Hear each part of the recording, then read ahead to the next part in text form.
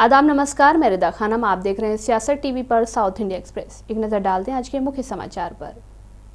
तेलंगाना के मुख्यमंत्री रेवंत रेड्डी ने पूर्व प्रधानमंत्री डॉक्टर मनमोहन सिंह और कांग्रेस संसदीय दल की अध्यक्ष सोनिया गांधी का तेलंगाना के गठन में उनकी भूमिका के लिए आभार व्यक्त किया। उन्होंने कहा कि लाखों लोगों का राज्य बनने का सपना उनकी प्रतिबद्धता और नेतृत्व के कारण ही साकार हो पाया। सिकंदराबाद के परेड ग्राउंड में तेलंगाना राज्य स्थापना दिवस के आधिकारिक समारोह को संबोधित करते हुए मुख्यमंत्री ने राज्य की जनता को बधाई दी और उन तेलंगाना शहीदों को श्रद्धांजलि अर्पित की जिन्होंने राज्य निर्माण आंदोलन के लिए अपने प्राणों की आहुति दी। रेवंत रेड्डी ने कहा कि तेलंगाना का सपना पूर्व प्रधानमंत्री डॉक्टर मनमोहन सिंह और कांग्रेस नेता सोनिया गांधी के प्रयासों से साकार हुआ। तेलंगाना की जनता की आकांक्षाओं को पूरा करने के लिए हम उनके ऋणी रहेंगे।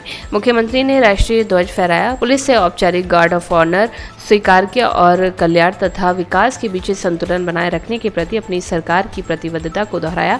उन्होंने कहा कि कांग्रेस सरकार एक महत्वाकांक्षी विकास एजेंडे को आगे बढ़ाते हुए ऐसे कल्याणकारी योजनाएं लागू कर रही है जिनकी कोई अन्य राज्य बराबरी नहीं कर सकता।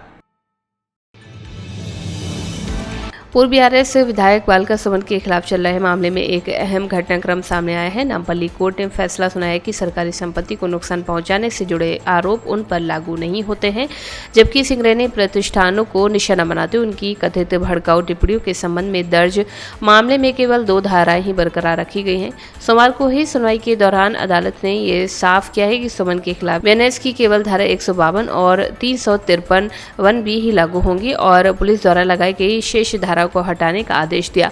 ये मामला 26 मई को तेलंगाना भवन में आयोजित तेलंगाना बोग्गू गनी कर्मिका संघम की बैठक में सुमन द्वारा की गई टिप्पणियों से उपजा है।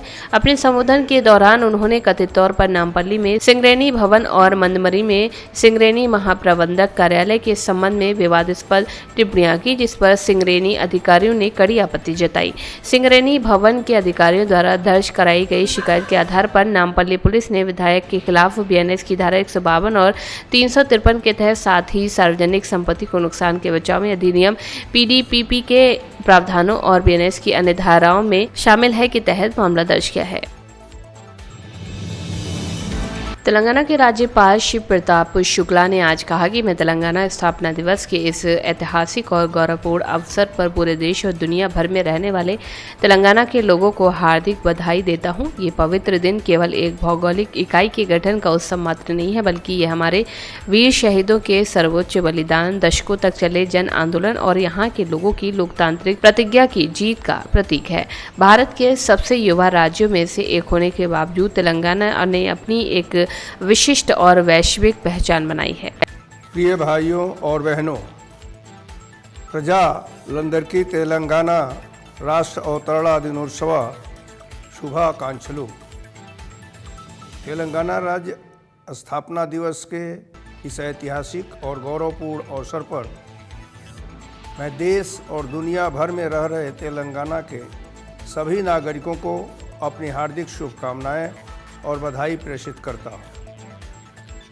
आज का यह पावन दिन केवल एक भौगोलिक इकाई के निर्माण का उत्सव नहीं है, बल्कि यह हमारे वीर शहीदों के सर्वोच्च बलिदान, दशकों लंबे जन आंदोलन और यहाँ की जनता के अटूट लोकतांत्रिक संकल्प की विजय का प्रतीक है। आज हम उन सभी आंदोलनकारियों को आदरपूर्वक नमन करते हैं जिनके सपनों और संघर्षों ने आधुनिक तेलंगाना की नींव रखी। भारत के सबसे युवा राज्यों में से एक होने के बावजूद तेलंगाना ने अपनी एक विशिष्ट और वैश्विक पहचान बनाई है। अपनी प्राचीन आत्मा और आधुनिक दृष्टिकोण के अनूठे संगम के साथ राज्य ने प्रगति के नए प्रतिमान स्थापित किए। आज तेलंगाना आईटी बीआरएस के कार्यकारी अध्यक्ष केटी रामाराव और बीआरएस विधायक दल के उपनेता टी हरीश राव ने आज तेलंगाना आंदोलन के शहीदों को श्रद्धांजलि अर्पित की और तेलंगाना राज्य स्थापना दिवस के अवसर पर लोगों को शुभकामनाएं दी। एक बयान में रामाराव ने 2 जून को उस दिन के रूप में बताया जब तेलंगाना दशकों के भेदभाव, अपमान और उत्पीड़न से मुक्त हुआ। उन्होंने कहा कि शहीदों के बलिदान और आत्मसम्मान के लिए किए गए संघर्ष का परिणाम इस राज्य के गठन के रूप में सामने आया, जिससे राज्य का दर्जा पाने की 60 सालों पुरानी आकांक्षा पूरी हुई। उन्होंने इस आंदोलन को सफलता तक पहुंचाने का श्रेय बीआरएस अध्यक्ष और पूर्व मुख्यमंत्री के चंद्रशेखर राव को दिया। उन्होंने जोर देकर कहा कि बीआरएस से तेलंगाना की पहचान की रक्षा करने और वहां के लोगों के मुद्दों को उठाने के लिए अपनी लड़ाई जारी रखेगी। उन्होंने पार्टी कार्यकर्ताओं से आह्वान किया कि वे जन सेवा के प्रति खुद को समर्पित करें और तेलंगाना को देशद्रोही ताकतों से सुरक्षित रखें। तेलंगाना के निवासियों को 4 दिनों की बारिश के लिए तैयार रहना चाहिए क्योंकि आईएमडी हैदराबाद ने आंधी तूफान की चेतावनी जारी की है। राज्य में गरज चमक के साथ बारिश, बिजली गिरने और तेज हवाओं का अनुमान है। बारिश और आंधी तूफान की संभावनाओं को देखते हुए आईएमडी हैदराबाद ने येलो अलर्ट जारी किया है जो 5 जून तक प्रभावी रहेगा। राज्य में बारिश से तापमान में गिरावट आने की संभावना है। इससे पहले अधिकतम तापमान 40 डिग्री सेल्सियस के पार चला गया था। तेलंगाना के अन्य जिलों के अलावा शहर में भी बारिश होने की उम्मीद है। मौसम विभाग के मुताबिक फ्राइडे तक शहर में बारिश और गरज के साथ बौछारें पड़ने की संभावना जारी है। विभाग ने आसमान में आंशिक रूप से बादल छाए रहने का भी पूर्वानुमान जताया है। आईएमडी हैदराबाद द्वारा बारिश और आंधी तूफान के पूर्वानुमान को देखते हुए निवासियों को अगले 4 दिनों के लिए अपनी यात्रा की योजना उसी के मुताबिक बनानी चाहिए। तेलंगाना पुलिस द्वारा आंध्र प्रदेश के डिप्टी सीएम और जनसेना नेता पवन कल्याण को हैदराबाद में एक बैठक आयोजित करने की अनुमति देने से इनकार करने के 1 दिन के बाद उन्होंने कहा कि जनसेना का जन्म तेलंगाना की धरती पर हुआ था और इसी भूमि से उसे संघर्ष की भावना विरासत में मिली और उसने इसे आत्मसात किया। आज तेलंगाना स्थापना दिवस के अवसर पर तेलंगाना के लोगों को बधाई देते हुए उन्होंने कहा कि जनसेना पार्टी तेलंगाना के लोगों की आकांक्षाओं को साकार करने, उनके आत्मसम्मान को बनाए रखने और सर्वांगीण विकास के लक्ष्यों को प्राप्त करने की दिशा में अटूट समर्पण के साथ काम करने के लिए पूरी तरह से प्रतिबद्ध है। अभिनेता राजनेता ने ये भी घोषणा की कि वो आज शाम हैदराबाद स्थित अपने आवास पर एक प्रेस कॉन्फ्रेंस को संबोधित करेंगे।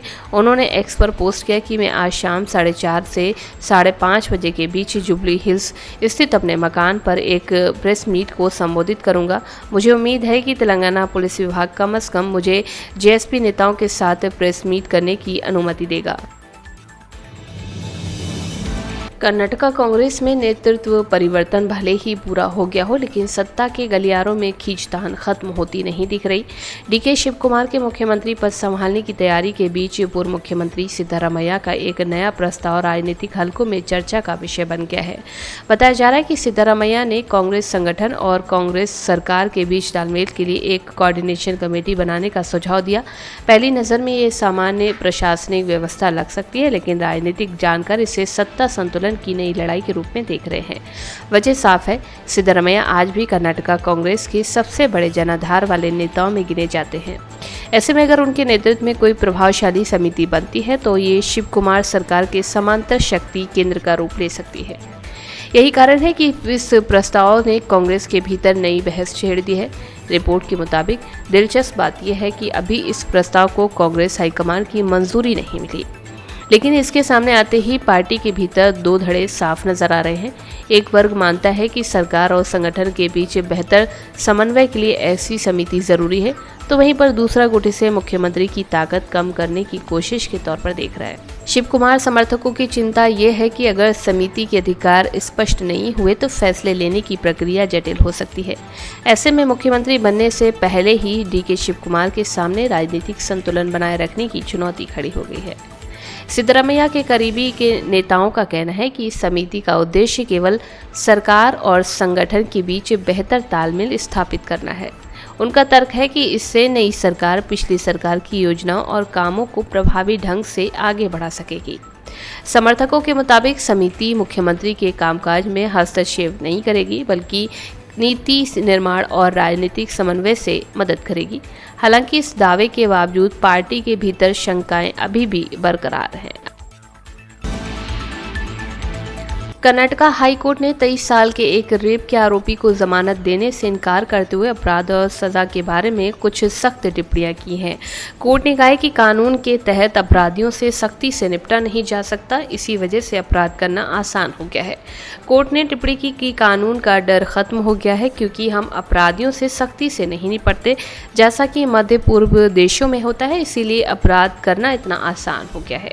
कोर्ट ने कहा कि अगर किसी का हाथ या पैर काट दिया जाए तो शायद तभी लोगों को कानून का पालन करने की अहमियत समझ आएगी, क्योंकि हमारे यहाँ लोकतंत्र है, इसलिए हर कोई इसे हल्के में ले लेता है। ये टिप्पणियां जस्टिस आर नटराज ने Manipal institute of technology Manipal के छात्र गोपी रेड्डी कार्तिक रेड्डी की जमानत याचिका पर सुनवाई करते हुए की है। गोपी रेड्डी 5 अप्रैल से एक रेप के मामले में न्यायिक हिरासत में है।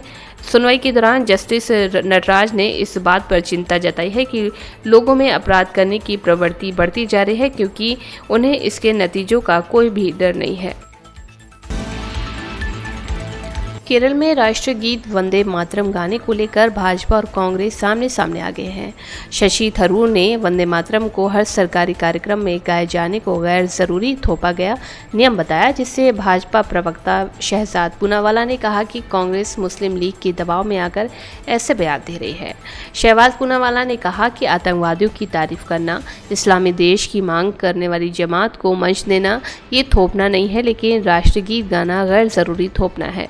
उन्होंने कहा कि नेहरू ने जिन्ना के दबाव में वंदे मातरम को 2 भागों में बांट दिया था और अब मुस्लिम लीग के दबाव में कांग्रेस भी वही कर रही है। शशि थरूर ने कहा कि वंदे मातरम का सभी सम्मान करते हैं, लेकिन हर समारोह में इसके सभी अंतरे बजाने को अनिवार्य करना तर्कसंगत नहीं है। उन्होंने कहा कि वंदे मातरम राष्ट्रगीत है और जब इसे गाया जाता है तो हम सम्मान पूर्वक खड़े हो जाते हैं। इसका पहला अंतरा या शुरुआती 2 अंतरे ज्यादातर लोगों को मुंह जबानी याद हो गए हैं। थरूर ने बताया कि परंपरागत रूप से ये गीत किसी भी कार्यक्रम की शुरुआत में एक बार गाया जाता है, जबकि राष्ट्रगान अलग से अक्सर आखिर में बजाया जाता है। उन्होंने कहा कि अगर वे चाहते हैं कि हर कार्यक्रम की शुरुआत में और अंत में 5 अंतरे गाए जाएं, तो मुझे लगता है कि एक गैर जरूरी थोपा हुआ नियम है। CPI MP P Santosh Kumar ने आज एक बड़ा बयान देते हुए कहा कि टीएमसी खत्म होने की कगार पर नहीं है। उनके नेता पार्टी छोड़ रहे हैं और उन पर कई नए आरोप लग रहे हैं। बड़े नेताओं को पार्टी से निकाला जा चुका है और मुझे लगता है कि वो करो या मरो वाली लड़ाई लड़ रही हैं। ज़्यादा अहम सवाल यह है कि पश्चिम बंगाल में खाली हुई जगह को कौन भरेगा। हम यानी वामपंथी टीएमसी की वजह से पैदा हुई इस खाली जगह को भरने की पूरी कोशिश करेंगे। ममता बनर्जी को दिल्ली या जहां भी वो चाहें विरोध प्रदर्शन करने का हक है, लेकिन ये ज़्यादा दिन तक चलने वाला नहीं है। तमिलनाडु की राजनीति में आज एक बड़ा बदलाव देखने को मिला जब भारतीय जनता पार्टी के पूर्व प्रदेश अध्यक्ष के अन्नामलाई ने पार्टी से इस्तीफा दे दिया। उन्होंने भाजपा के राष्ट्रीय अध्यक्ष नितिन नवीन को 5 पेज का अपना त्यागपत्र सौंपा। इस्तीफा देने के बाद अन्नामलाई ने केंद्रीय गृह मंत्री अमित शाह से मुलाकात की और इसके बाद तुरंत ही चेन्नई के लिए रवाना हो गए। सूत्रों के मुताबिक भाजपा राष्ट्रीय नेतृत्व के साथ हुई बैठक में अन्नामलाई ने सौहार्दपूर्ण माहौल में पार्टी छोड़ने की अपनी इच्छा स्पष्ट रूप से व्यक्त की। बैठक में राष्ट्रीय अध्यक्ष नितिन नवीन और संगठन महासचिव बीएल संतोष भी मौजूद रहे। अन्नामलाई ने कहा कि वो अपने राजनीतिक भविष्य की दिशा स्वयं तय करना चाहते हैं। पार्टी सूत्रों का दावा है कि भाजपा नेतृत्व अन्नामलाई को संगठन में बनाए रखने के लिए प्रयासरत था। उन्हें राष्ट्रीय स्तर पर किसी भी महत्वपूर्ण जिम्मेदारी की पेशकश किए जाने की भी चर्चा थी। इतना ही नहीं, उन्हें अगले निर्देश तक दिल्ली में ही रुकने की सलाह दी गई थी। हालांकि अन्नामलाई अपने फैसले पर कायम रहे। साउथ इंडिया एक्सप्रेस में बस इतना ही। मुझे दें इजाजत। बाकी खबरों के लिए बने रहें सियासत टीवी के साथ।